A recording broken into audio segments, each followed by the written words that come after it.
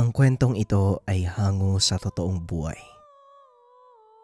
Mula ito sa isa nating kabayan na itago na lang natin sa pangalang Gino.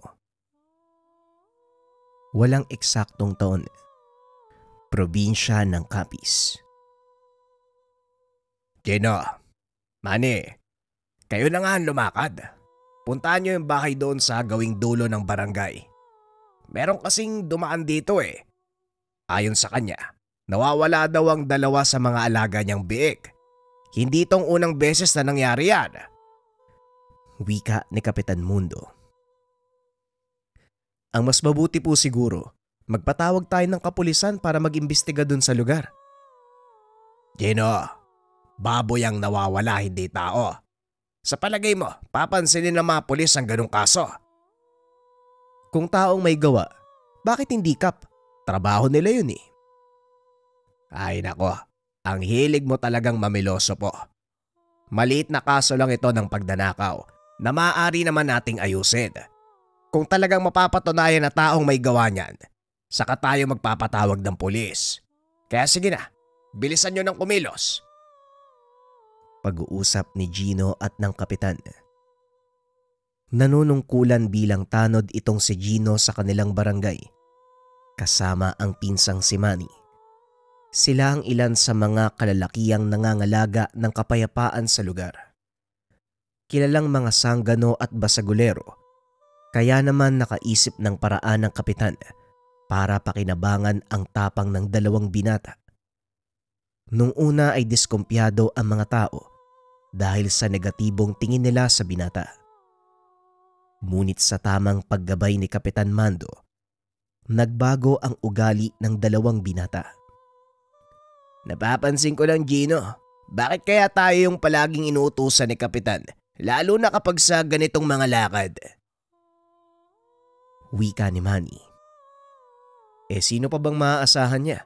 Parang tayong dalawa lang yung matinong tanod sa barangay na to eh. Halika na nga, bilisan mo, tanghali na oh. May pupuntahan pa ako eh. Pag-uusap ng dalawa. Maya-maya narating ng mga ito ang sinasabing lugar. Kaagad nagtanong sa mga tao, ngunit walang nakuhang matinong sagot. Nako naman talaga. Paano natin malulutas ang aso kung ayaw makipagtulungan ng mga tao dito? Wika ni Manny habang nag-iikot sa paligid. Wala naman tayong magagawa eh. Hindi rin natin sila pwedeng pilitin. Kung ayaw nilang makipagtulungan, nasa kanila na yun. Halika na, sabihin na lang natin kay Kapitan na wala tayong mapagtanungan. Tugon ni Gino. Akmang lalakad na sana ang mga ito nang bigla silang tawagin ng isang matandang lalaki. Sandali lang. Gusto niyong malaman kung sinong nagdanakaw ng mga baboy, hindi ba? Wika ng matanda. Bakit, Manong?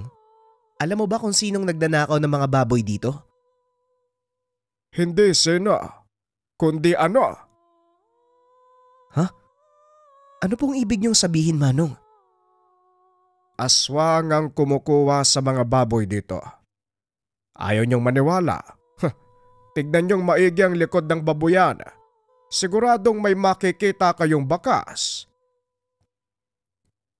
Napalingon si Gino kay Manny na noon ay nakangiti ng nakakaloko. Hoy, anong tinatawa-tawa mo dyan? Tignan mo nga yung likod ng babuyan. Wika ni Gino. Sumunod naman ang pinsan. Nakangiti ito habang umiiling. Maya-maya pa napahinto ang binata at tumingin kay Gino. Tignan mo, Gino. Mukhang tama ang matanda. May naiwan ngang mga bakas dito. Dali-daling pumunta si Gino. Pagdating nito sa kinaroroonan ni Manny, kaagad niyang binatukan ng pinsan. Kahit kailan talaga sirayang ulo mo, dumi ng baboy yan eh. Bakit ka ba kasi naniniwala sa matandang yan? May sira yung utak yan. Alam mo, Gino, nagsasayang lang tayo ng oras dito. Pag-uusap ng dalawa. Nilingon nito ang matanda ngunit wala na sa kinakatayuan. Mukha ngang nauto ako ng matandang yun eh. Halika na nga. Bumalik na tayo sa barangay. Yang si Mang Ingo na yan, matagal nang pag-aalagala yan. Hindi mo ba siya naaalala? Siya yung matanda na nagsabing aswang si Mang Poldo. Saka siya din yung nagsabi, mangkukulam si Aling Edad. Wika ni Manny. Napakamot na lang ng ulo si Gino dahil napagtanto na tama ang sinabi ng pinsan. Oo, tama ka. Natatandaan ko na. Bakit ba hindi ko siya nakilala kaagad? Wika ni Gino. Nang makarating ang mga ito sa barangay, sinalubong sila ng kapitan. Meron siyang dalang masamang balita. Mabuti naman at nandito na kayong dalawa. Gino, puntahan mo ang tatay mo. Nakikipagbasag ulo uli doon sa sugalan, no? Ano? Naku, si tatay talaga. Walang magawa sa buhay. Salamat po, kapitan, ha? Dali-daling tumakbo ang binata upang puntahan ang ama sa pasugalan. Nakita niya itong nakikipagsuntukan sa dalawang kalalakihan. Nilapitan niya ito upang awatin. Ngunit salip na tumigil, sinuntok pa siya ng isa sa mga kaaway ng ama. Walang ya. Inaawat ka na. Manununtok ka pa. Wika ni Gino. Sabay palo ng yantok na baston sa binti ng lalaki. Dahilan para mapalo dito. Hinampas naman ng silya ng isa pang lalaki ang binata. Ngunit nagawa niya itong sanggain gamit ang isa pang baston. Biyasa sa larangang arnis itong si Gino. Isa sa mga dahilan kung bakit siya kinakatakutan sa kanilang lugar. Pinagpapalo nito ang dalawang kalalakihan para huminto sa pagsalakay. Ilang sandali pa dumating na ang mga pulis. Hinuli ang mga ito kasama ang kanyang ama. Mabuti na lamang, nakasuot ng uniforme ng tanod ang binata kaya hindi ito kasama sa mga nahuli. Sinundan nito ang ama papunta sa presinto at kinausap. Ano ba kasing nangyari, tay? Paulit-ulit na naman eh. Nakipag-away ka na naman eh. Anak, hindi ako nag-umpisa ng away namin. Ang totoo niyan, umawat lang din ako sa kanila eh. Pero minasama ng dalawang yon ang ginawa ko. Sa halip na sila ang mag-away, ako yung pinagtulungan. Eh pag ganun kasi, tay, huwag ka nang makialam. Oo, magaling kang makipaglaban, pero isipin mo naman matanda ka na. Hindi na gaya ng dati, malakas ka pa nun saka mabilis kumilos eh. Ay naku anak, hindi mo lang nakita kanina kung paano kong pinabagsak yung dalawang yan eh. Makulit lang talaga, ayaw paawat, ayun tuloy. Ay naku, tay. Bueno, nakausap ko na si Epe. May nakakita nga na hindi ikaw yung nagsimula ng gulo. Inaayos lang yung mga papeles, lalabas ka na. Huwag na sanang maulit to, tay, ha. Pinag-aalala mo ko eh. Idagdag mo pa tong si Kapitan Mando. Akala ko naman kung anong nangyari sa'yo eh. Pasensya ka na anak. Hayaan mo hindi na mauulit. Mananahimik na nga lang ako sa bahay. Tay, ayos lang naman na mag-ikot ka sa barangay. Pero iwas na lang sa mga magugulong lugar. Alam ng mga taong reputasyon natin dito. Kaya hindi malayong may makasalubong ka dyan na halangang kaluluwa. Gaya ng mga taong naagrabyado mo dati. Oo na, mananahimik na lang ako sa bahay. O siya, baka naabala ko pa yung trabaho mo. Antayin ko na lang na palabasin nila ako dito. O sige tay, dumaan ka muna sa barangay ha. Sabay na tayong umuwi. Pag-uusap ng mag-ama. Naunang umalis si Gino dahil kailangan pa nitong mag-ulat sa kapitan tungkol sa naging lakad nila ni Manny. Pagdating sa barangay, nakita nitong may mga kausap na tao si Kapitan Mando. Napalingon ang matanda sa kanya at kagad itong tinawag. Mabuti naman at nakabalik ka na, Gino ha? Kamusta ang tatay mo? Maayos naman ho. Teka, sino po sila, Kapitan? Ito, mga taga-kabilang barangay. Kagabi sinalakay ang isang malaking baboyan doon eh. Nakita nila ang salarin pero hindi mamukaan. Hinabol pa nga nila eh. At dito daw nagpunta sa atin. Baboyan ang sinalakay. Sino kaya sa palagay niyong taong yun? Ang lakas naman ng loob niya. Sa totoo lang, yan din ang kasong hinaharap namin ngayon dito eh. Mga pare, yung sa inyo, tinangay ba ang katawan ng baboy? Yun nga nakakapagtaka dahil iniwan ang katawan ng mga baboy. At tayo lang yung kinuha. Ay kadiri talaga. Mahigit 5 baboy ang pinatay ng taong yun. Atay lang ang kinuha. Hindi kaya mabangis na hayop yung sumasalakay? Hindi rin ako sigurado. Dahil lang nakita ko, isang aninong naglalakad sa 2 paa. Ang haba ng kamay. Halos lampas pa sa tuhod. Ibig sabihin sinasabi mo na maaaring hindi hayop ang may gawa nito? Kung hindi isang tao? Sinong baliw yung magnanakaw ng atay ng baboy? Mura lang naman yun sa merkado. Sa palagay ko, sa totoo lang ha, hindi rin tao yung may gawa niyan. Baka elemento, baka nilalang, yung kumakain ng laman. Mukhang nagsasayang lang tayo ng oras dito, Kapitan. Sinasabi mo naman ngayon na aswang ang pumapatay sa mga baboy. Anak ng put naman oh. Niloloko niyo ba ako? Kumalma ka lang, Gino. Naparito lang sila para magtanong at magbahagi ng kanilang karanasan. Mabuti nga't dumulog sila sa atin eh. Kahit papano, may alam na tayo sa maaari nating makarap. Kapitan, naniniwala ka sa kanila? Ano ba naman yan? Sa palagay mo totoo yung mga aswang? Iyo, totoo sila. At sa palagay namin, aswang ang sumasalakay. Aswang? Ewan ko lang ha. Pero malalaman natin yan sa mga susunod na araw. Nga pala, wala kaming nakitang bakas o kahit anong palatandaan ng mga magnanakaw doon sa pinapuntahan mo, Kap. Pero nakita namin doon si Mang Ingo. Doon pala naglalagi ang matandang yun ha. Kaya pala hindi ko na siya nakikitang palakad-lakad dito sa kabisera. O siya, sabihin nyo kay Kapitan Nelson, tutulong kami sa paghanap. Matapos makipag-usap, nagpaalam na ang mga kalalakihan mula sa kabilang barangay. Talaga bang naniniwala kayong aswang may gawa nun? Yung pagkawala ng mga alagang hayop? Aktual na nasaksiyan ng mga taong yon ang pangyayari. At isa pa, Gino, sa tagal ko sa panunungkulan bilang pinuno ng barangay na ito, marami na akong nakaengkwentrong ganitong kaso.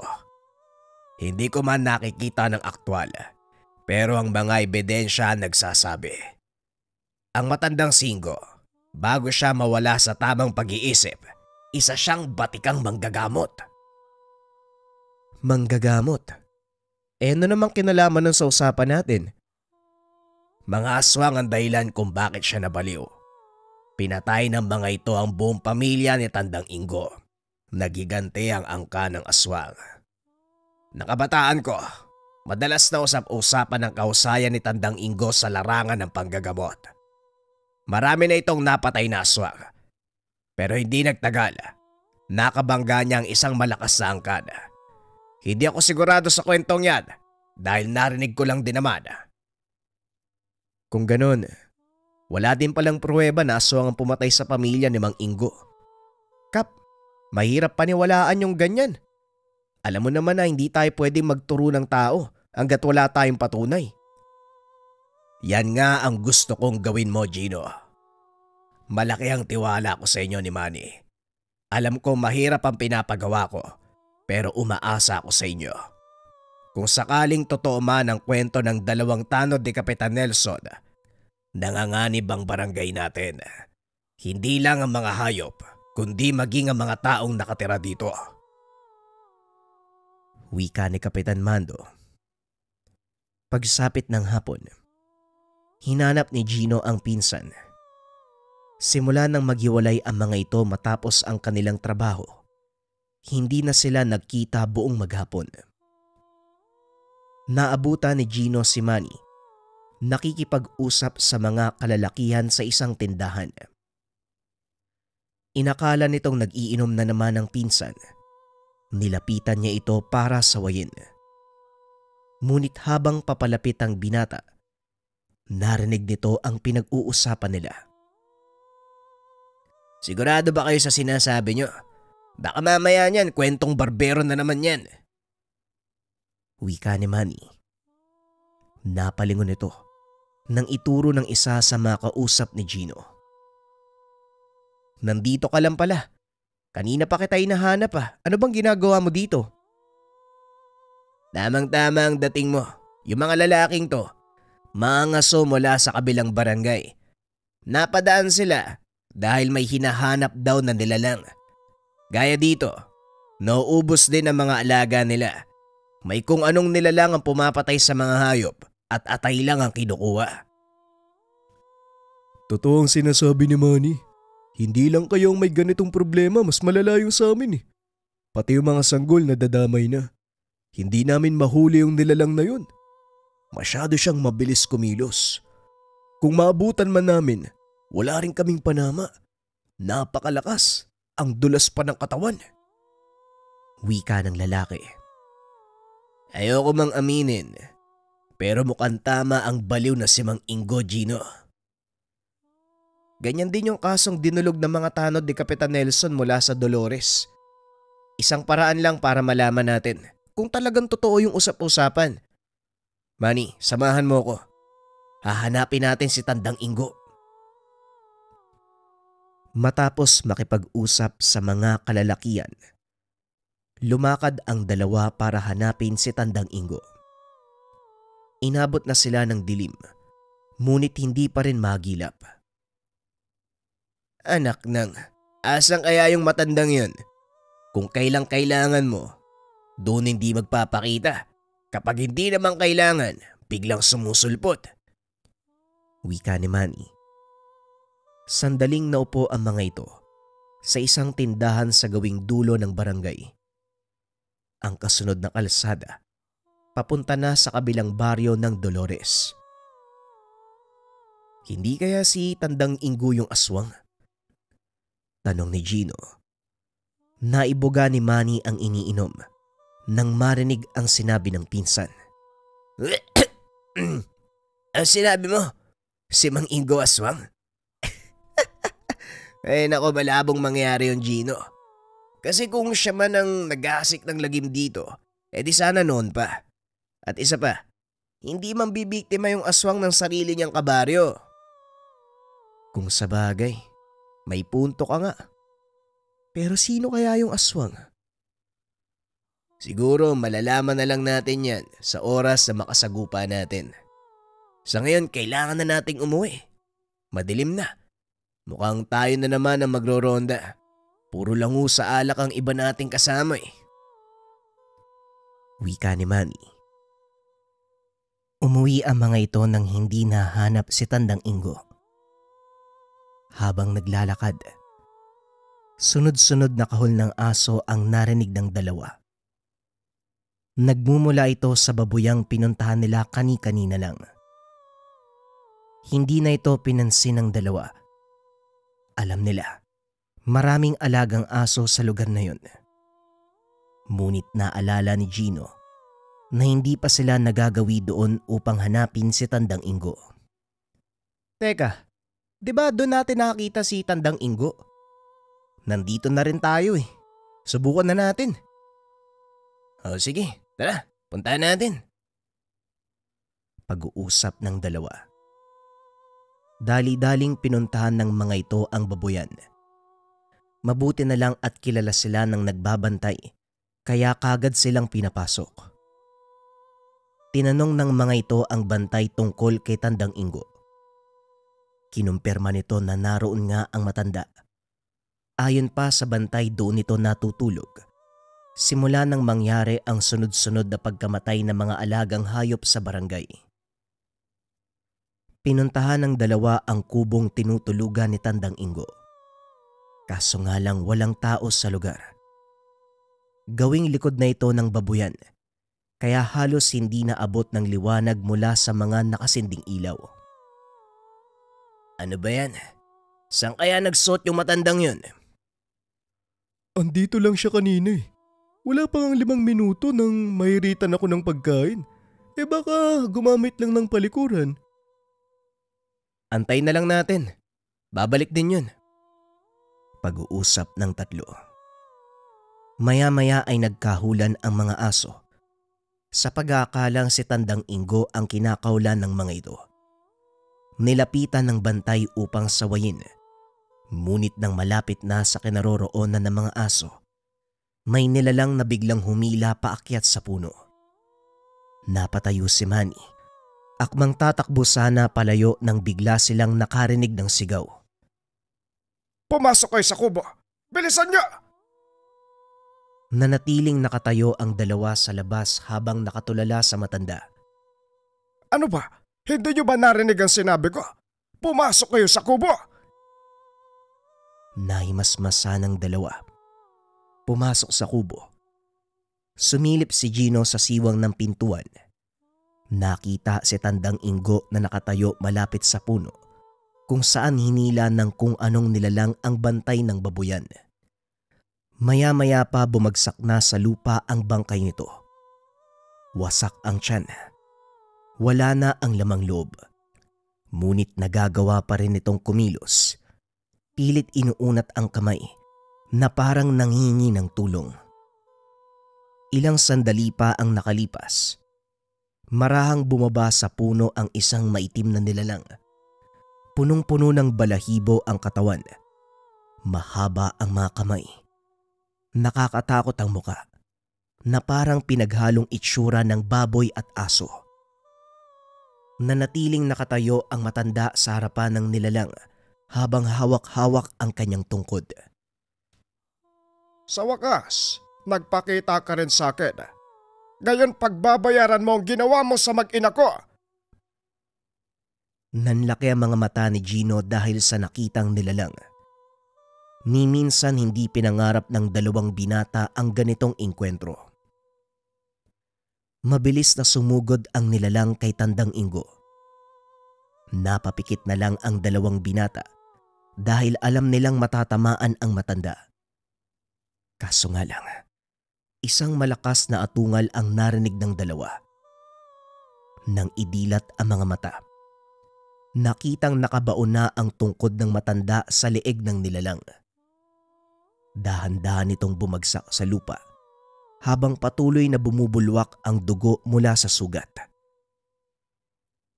Hindi ikaw ang pumatay sa asawa't anak ko. Sabihin mo sa akin, nasaan ang nilalang na yon? Wika ni Tandang Ingo. Sa huling lakas ng nilalang, tinawanan lang siya. Hindi mo kami malilipol, Tanda. Huli na para gawin mo ang bagay na yan. Masyado na kaming marami. Tugon ng nilalang. Matapos ay nalagutan ito ng hininga. Mabilis na nilapitan ng dalawa ang matanda. Hindi akalaing ganong kahusay sa pakikipaglaban si Tandang Ingo. Ano yung nilalang na yan, Tandang Ingo? Hindi pa ba malinaw sa'yo? Aswang yan. Sila ang pumapatay ng mga alagang hayop dito sa baryo. Ayaw nyo kasing maniwala sa matanda na tinatawag nyong baliw. Sige, putulin mo yung ulo. Dalhin mo kay kapitan. Palo mo sa kanya nang maniwala yan. Wika ng matanda. Matapos ay naupo ito sa atangan ng kubo. Sabay lagok ng bote ng alak na nasa sulok. Anong gagawin natin dyan sa aswang na yan, Gino? Siguro tama nga yung sinabi ng matanda. Putulin mo yung ulo. Dali natin kay kapitan. Bilisan nyo na. Kung puputulin nyo ang ulo, kailangan ngayon na. Dahil sa oras na magbalik sa pagiging tawang nilalang na yan, matutunaw ang ebidensya nyo. Wika ng matanda. Kinuha ni Gino ang espading na nakasandal sa haligi ng kubo. Walang pagdadalawang isip na pinugutan ng ulo ang kalaban. Kumuha ng walang lamang sako si Manny. isinilid doon ang nilalang. Hindi ginalaw ng binata ang dalawang bangkay. Magpapatawag ba tayo ng pulis? Kailangan maidokumento yan. Ang mabuti pa, ikaw na ang gumawa nun. Ako nang pupunta kay Kapitan. Ipapakita ko yung ulo ng aswang. Nang magkasundo sa mga gagawin, mabilis nang kumilos ang magpinsan. Nagulat si Kapitan Mando nang makita ang ulo ng aswang nakasilid doon sa sako. Mabaging langit. Ito pala ang itsura ng aswang. Sinong nakapatay nito, Gino? Tanong ng Kapitan habang nanginginig sa takot. Maniwala man kayo o hindi, si Tandang Ingo, siya ang pumatay sa nilalang. Tama nga ang kwento nyo, mahusay nga siya. Kung ganon, patuloy palang hinahanap ng matandang yon ang pumatay sa kanyang mag-ina. Tama ho kayo, pero may sinabi siya kanina eh. Hindi daw yung aswang na yon ang pumatay sa kanyang mag-ina. Tapos narinig ko rin yung sinabi ng aswang. Huli na ang lahat para lipunin sila. Sobrang dami na daw nila eh. Maaaring totoo ang sinabi ng matandang yon. Bueno, antayin muna natin ang kapulisan. Maya-maya ay dumating na ang kapulisan. Kaya bumalik sa pinangyarihan ng pangkat kasama si Kapitan Mando. Nakita ng mga pulis ang dalawang bangkay. Isa sa paanan ng puno at ang isa naman, marka na lang ang naiwan. Ngunit mahahalata pa rin na hindi ito normal na katawan ng isang tao. Anong nangyari? Paano namatay ang dalawang to? Tanong ng pulis. Lumapit sa Kapitan Mando bitbit ang sako. Sabay pakita ng laman nito. Maniwala man kayo o hindi, ang nilalang na ito ang pumatay sa lalaking nasa paanan ng puno. At ang matandang yon, siya ang pumatay sa nilalang na ito. Nanlaki ang mga mata ng pulis. Lalo pa nang mapagtanto, hindi ulo ng tao ang laman ng sako. Sinasabi niyo bang ang nilalang na ito ay isang aswang? Yan ang pagkakalam ko, Kabo. Batay sa mga nakikita ko ngayon. Walang duda, isa nga itong aswang. Wala namang ibang pagpapaliwanag para hindi ito, hindi ba? Napakamot na lang ng ulo ang pulis. Hindi makapaniwala sa nakikita. Iminungkahi nito na huwag ilabas sa publiko ang nangyari. Maaaring magdulot ng mas malaking kaguluhan. Ang mabuti pa, huwag niyong sabihin sa iba ang nangyari. Wala akong nakita, wala din ako narinig. Sa makatuwid, hindi naganap ang latang ito. Kapitan, gawan mo ng paraan para mailibing ang bangkay. Siguraduhin walang may iwang bakas. Wika ng pulis. Sinunod ni Kapitan Mando ang utos nito. Pinalabas nila. Isang mabangis na hayop ang pumatay sa bantay. Kinabukasan, muling kinausap ni Gino at Manny si Tandang Ingo. Manong, narinig ko na po yung kwento ng buhay nyo eh. At alam kong hanggang ngayon, tinutugis nyo pa rin yung aswang na pumatay sa asawa at anak mo. Gusto naming tumulong. Dahil kung hindi kami gagawa ng paraan, lalo lang malalagay sa panganibang baryo. Mabuti naman kung ganon. Kakailanganin ko din ng mga matatapang at buwang loob na umarap sa mga aswang. Huwag kayong mag-alala dahil tuturuan ko kayo ng mga pamamaraan kung paanong patayin ang mga aswang at hindi kayo tablan ng mga tigalpong taglay nila. Tugon ni Tandang Ingo. Nang araw na yon ipinaliwanag ng matanda ang dapat gawin, kung ano ang sandatang gagamitin at kung paano nilang maiisahan ang aswang. Hindi ako makapaniwala. Nahahantong tayo sa ganito, Gino. Noon nakikipag-away lang tayo sa kapwa nating kabataan. Tignan mo ngayon, pusang gala. Aswang ang kalaban natin. Ganon din ako, Manny. Siguro nga may mga bagay tayong hindi mauunawaan sa mundo. At ito ang isa sa mga yon. Aminin ko parang naduwag ako bigla eh. Pero wala na eh. nandito na tayo. Handa ka na bang makipagbugbugan sa mga aswang? Siguro. Parang normal na pakikipag-away lang yan sa tao, pinsan. Basta dating gawi. Bantayan mo ang likod ko. Ako naman ang bahala sa'yo. Pag-uusap ng magpinsan. Kasalukuyang nakaupo ang dalawa sa atangan ng kubo ni Tandang Ingo. Maya-maya ay lumabas ang matanda. Inabot sa kanila ang dalawang maliit na botelya. Ang laman ng mga botelyang yan, isang uri ng lana na kukulo lang kapag malapit ang mga aswang. Magsisilbi din itong sabulag para sa inyo. Nang sa ganon, hindi malaman ng aswang ang kinaroroonan nyo. Ano po ang plano nyo, Manong? Paano natin sila uhulihin? Isang beses sa isang buwan, sabay-sabay lumalabas sa mga aswang. Ito ay sa unang pagdilim ng buwan. Sa mga sandaling iyon, hindi nila kayang pigilan ang pagkasabik sa laman ng tao. Pagpapaliwanag ng matanda. Dagdag pa nito sa tuwing didilim ang buwan. Hindi kontrolado ng mga aswang ang kanilang sarili. Para silang gutom na hayop na ang tanging gustong gawin ay pumatay at kumain. Kaso nga lang batay sa sinabi ng aswang na nakaharap nyo, marami na sila eh. Paano kung totoo yun? Paano kung pagtulungan nila tayo? Hindi lumalakad ang mga aswang ng sabay-sabay sa ganitong okasyon. Wala silang pakialam sa mga kasama. At sa oras na magkasabay-sabay sila sa iisang lugar, paglalabanan nila ito hanggang sa maiwan ang pinakamalakas.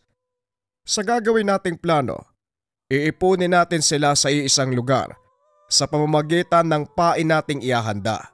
Hahayaan natin silang maglaban-laban hanggang sa iisa na lang ang matira at doon tayo lulusob. 2 araw mula ngayon ng unang pagdilim ng buwan. Kailangan malaman ni Kapitan ang plano natin. Nang sa ganon, makapagpadala siya ng karagdagang tulong. Hindi natin kakailanganin ng maraming tao, Manny. Sa labang ito, utak ang dapat paganahin. Gamitin mo ang sandatang wala sa kalaban mo. Matapos ang pagpupulong nagpaalam ang dalawang binata dahil kailangan nilang maghanda ng gabing iyon. Aktibo na din ang ilan sa mga kasama nila dahil sa kaganapan. Maganda din pala yung dinudulot ng paglantad ng mga aswang. Tignan mo yung mga kasama natin, ang sipag magronda. Wika ni Gino.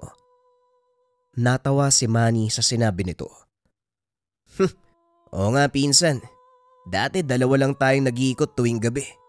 Pero ngayon, halos magkabanggaan na lahat ng mga tanod oh. Mabuti na ang ganito. Kahit papano nararamdaman ng mga tao na ligtas sila. Tara, doon tayo sa kabilang bahagi oh. Ang dami nila dito eh. Muling wika ni Gino. Wala namang nangyaring kakaiba ng gabing iyon. Hanggang sa sumapit ang takdang hapon. Yun na ang pinaka-inaantay ng dalawang binata. Nagpunta ang dalawa sa kubo ni Tandang Ingo. Nakatay na ang mga biik at nahiwalay ang mga atay. Ibinungkos ito ng matanda at isinabit sa isang puno. Gino, ikaw ang magbabantay sa punong ito. At ikaw naman, Manny, isabit mo sa gawing yon ang 2 katawan ng biik. Matapos niyan, tulungan mo kong isaboy ang dugo sa paligid ng lugar na ito. Nang sa ganon maamoy ng mga aswang at makita nyo kung paano silang dumapo ng parang mga langaw. Wika ni Tandang Gino.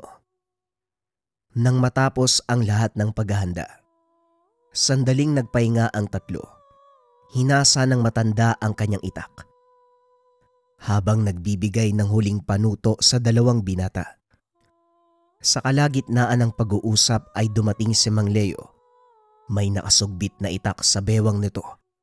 May hawak na sibat na gawa sa tanso. Tay, anong ginagawa niyo dito? Hindi ba nasabi sa'yo ni Maestro Ingo? Nakasama ako sa labang ito. Hindi ho eh. Pero teka, Maestro Ingo? Oo, Gino. Si Tandang Ingo ang naging maestro ko noon. Pero hininto ko ang pagsasanay dahil naramdaman kong hindi para sa akin ang paggagamot. Tumigil ka sa mga dahilan mo, Leo. Tumigil ka sa pagsasanay dahil kailangan mong buhay ng mag-ina mo. Nauunawaan ko ang pasya mo, pero sana nagpaalam ka man lang ng maayos. Pasensya ka na, maestro. Natakot lang din ako sa pwede mong sabihin sa akin eh. Ay nako, wag mo nang isipin yon. Ang mahalaga naging masaya ka sa buhay na pinili mo. O ano, handa ka na bang makipagsagupan uli? Matagal na panahon ako nagpahinga. Pero hindi pa naman pumupurol ang kaalaman na itinuro niyo sa akin. Pag-uusap ng dalawang nakakatanda. Nakatitig lang si Gino sa ama habang pinapakinggan ang sinasabi nito. Alam ng binata na magaling makipaglaban si Mang Leo, pero hindi nito inakalang naging mag-aaral ni Tandang Ingo ang ama. Sinimula ng dalawang binata ang paglalagay ng mga pain. Nagawa na ring isaboy ni Mang Leo at Tandang Ingo ang dugo sa paligid. Nakaayos na ang lahat. Ngayon mag-aantay na lang tayo sa pagdating ng mga lintik na aswang na yan. Wika ng matanda. Kanya-kanyang pwesto ang mga ito sa itinalang lugar. Umakyat sa puno si Gino. Samantalang si Manny naman, nagkubli sa likod ng malaking bato. Si Mang Leo at Tandang Ingo, naroon lang sa loob ng kubo. Halos makaidlip sa pag-aantay si Gino, ngunit walang dumarating na mga aswang. Bababa na sana ito ng puno upang magbawas. Nang biglang maramdaman, kumulo ang lanahang nakasilid sa bulsa. Tinignan nito si Manny at nakitang sumenyas ang pinsan. Nakaturo ito sa gawing likod ng kubo. Nilingon ng binata ang direksyong itinuro ng pinsan. Nakita ang dalawang nilalang na papalapit. Napangiti ang binata dahil kinagat ng mga ito ang kanilang pain. Magiging masaya to. Rambol ng mga aswang. Wika ng binata. Maya-maya pa isa-isang naglabasan ang mga nilalang. Nagmula sila sa iba't ibang direksyon. Hindi makapaniwala si Gino sa dami ng bilang ng mga aswang. Lahat sila ay nagdatingan sa lugar. Maya-maya pa ay nagtipon ang mga ito sa isinaboy na dugo. Inamoy-amoy ang paligid hanggang sa mapansin nila ang nakasabit na karneng baboy na naroon sa direksyon ni Manny. Sinenyasan ni Gino ang pinsan na umalis na sa lugar dahil nag-uunahan na ang mga nilalang sa pagkuha ng pagkain. Dali-daling tumakbo palayo si Manny. Hindi na ito napansin ng mga aswang dahil abala sila sa pagkain. Nag-away-away ang mga ito na parang mga aso. Laking gulat ni Gino dahil kinakain ng kapwa nila aswang ang mga namamatay na kasama. Nang maubos na ang pain, muling naganap ang mga ito sa paligid. Hanggang sa matunto naman nila ang atay ng baboy. Kanya-kanyang takbo ang mga ito at hinablot ang nakasabit na atay. Lingid sa kaalaman ng mga nilalang na may malaking kawil na nakabaon sa mga ito. Dahil sa dami ng mga aswang na nag-aagawan sa nakasabit na pain, patuloy sa pag-aaway ang mga nilalang. Marami sa kanila ang nalagas. Hanggang sa 4 na lang ang natitira. Pinaikutan ng mga ito ang mga nakasabit na atay. Habang binabantayan ang kilos na mga kasama, biglang sinunggaban ng isang aswang ang pain. Dinamba ito ng isa pa. Nagpatayan sila hanggang sa isa ang naiwan. Sarap na sarap ang nilalang sa pagkain. Hindi na nito napansin ang mga nakabaong kawil. Isa-isa niyang nalulunok ang mga ito. At nang malapit ng maubos, biglang lumantad si Mang Leo. Hinila ang pising nakasabit sa mga kawil. Huli ka ngayon. Akala mo makakaligtas ka pa? Wika ni Mang Leo. Pumiglas ang aswang, ngunit hindi nito magawang makaalis sa kinaroroonan dahil sa kawil na bumaon sa lalamunan. Huwag mo nang subukan. Hindi ka na makakalis dyan. Yan ang bunga ng katakawan. Nilunok mo yung halos 4 na kawil eh. Tignan natin kung anong gagawin mo ngayon. Wika ni Tandang Ingo. habang hinihila ang mga pisi na nakakonekta sa kawil na nasa loob ng sikmura ng aswang. Bumaba na sa puno si Gino, nilapitan ang dalawang matanda. Ganon din si Manny. Lumabas ito sa pinagtataguan. Anong plano niyong gawin sa isang yan? Hindi na siya makakalis. Antay nating mag-umaga para makabalik sa anyong tao ang aswang na yan. Saka natin tatanungin kung sino talaga ang pakay nila. Wika ni Tandang Ingo. Halata ang gigil sa boses nito. Ngunit kailangan niyang pigilan ang sarili. May mas mahalaga silang dapat gawin. Ito ang malaman ang totoong pakay ng mga aswang. Sinigurado ni Mang Leo ang mga pisi. Naglagay din ng pinaghalong abo, asin at apog ang matanda sa paligid ng aswang para hindi ito makaalis sa kinaroroonan. Ilang sandali pa ay tuluyan ng sumilip ang araw. Unti-unting bumalik sa anyong tao ang nilalang. Nanlaki ang mga mata ni Tandang Ingo nang makita kung sino ang aswang. Isang babaeng walang saplot ang tumambad sa kanilang harapan. Nilapitan ito ni Gino upang abutan ng damit. Hindi na makapagsalita ang babaeng iyon dahil sa dami ng kawil na nakatusok sa bunganga. Ang ilan ay nasa loob na ng kanyang sikmura. Hindi ko inaasahan ang pangyayaring ito. Nakakaramdam ako ng awa sa iyo eh. Ngunit kailangan mong harapin ang parusa sa mga ginawa nyo.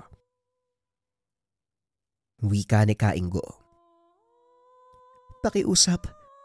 Tapusin nyo na lang ang buhay ko. Hirap na ako, parang awa nyo na. Gustong gusto ko na magpahinga. Tugon ng aswang. Walang masabi si Tandang Ingo ng mga sandaling iyon dahil na din sa nararamdamang awa. Ibibigay namin sa iyo ang gusto mong pahinga, pero sa isang kondisyon. Sabihin mo sa amin ang kinaroroonan ng taong nagbigay sa iyo ng sumpa na yan. Karangalan para sa akin. Ang mapatay niyo ang taong naglagay sa akin sa ganitong sitwasyon. Ituturo ko ang teritoryo nila. Pinaliwanag ng aswang ang kinaroroonan ng mga kasama. Matapos ay muli itong humiling kay Gino na tuluyan na siyang patayin. Hindi ko kayang tignan ng isang taong naghihirap, kaya magpahinga ka. Naway tanggapin ng Diyos ang iyong kaluluwa. Wika ni Gino. Marahan itong sinaksak sa dibdibang babae gamit ang sibat ni Mang Leo. Mahaba pa ang oras kaya magpahinga muna kayo. Kakailanganin nyo ng lakas sa oras na salakayin natin ang lungga ng mga aswang. Hindi ko akalaing sa baryo ni Kapitan Nelson naglalagi ang mga aswang. Sa palagay ko, wala ring alam ang mga tao doon. Duda ko dyan, Leo eh. Imposibleng hindi alam ng punong barangay ang nangyayari sa kanyang sakop. Ang kutob ko, pinoprotektahan niya mga ito. Napagtanto ni Gino ang sinabi ng matanda. Nang maalala nito ang pagpunta ng dalawa sa mga tanod ni Kapitan Nelson. Tama ka, Tandang Ingo. Naalala ko yung pagpunta ng dalawang tanod eh. Ang pinapalabas nila, sa baryo natin nagkakanlong ang mga aswang. Gaya ng sinabi ko, mahaba pa ang oras bago maggabi. Ipahinga nyo ang katawan at isipan kusang darating ang mga kasagutan kapag naroon na tayo sa mismong sitwasyon. Wika ni Tandang Ingo. Naupo sa sulok ng kubo si Gino. Ipinikit ang mga mata. Pabalik-balik sa isipan nito ang sinabing babaeng aswang. Hindi akalain ng binata, may mga nadadamay ng inosenteng tao sa ginagawa ng mga aswang.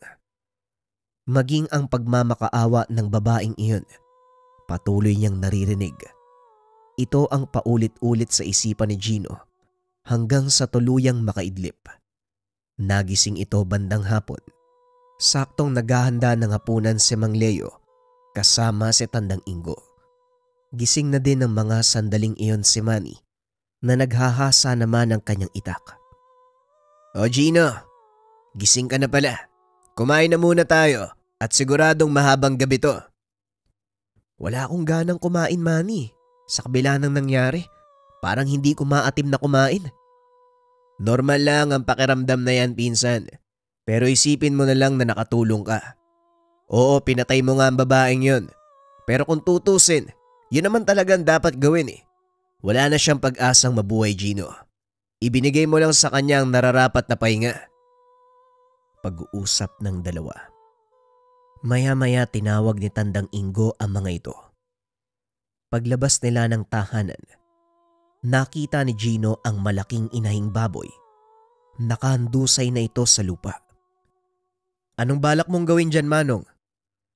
Gaya ng ginawa natin sa mga kalahi nila.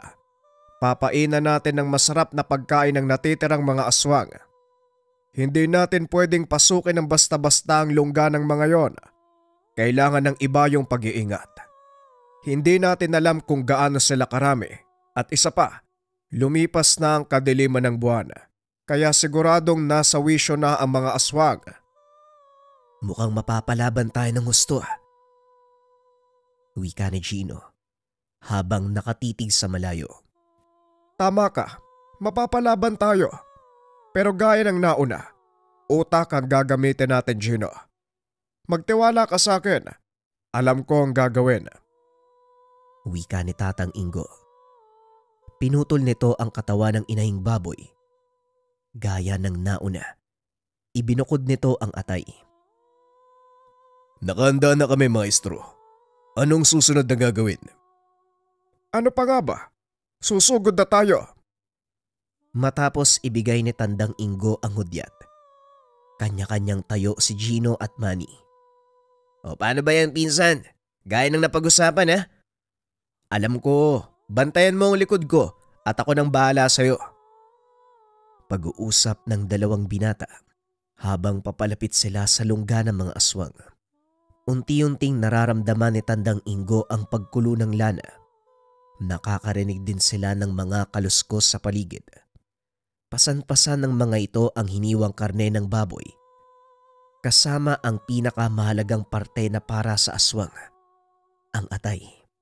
Nang marating ang Barangay Dolores, hinarang sila ni Kapitan Nelson.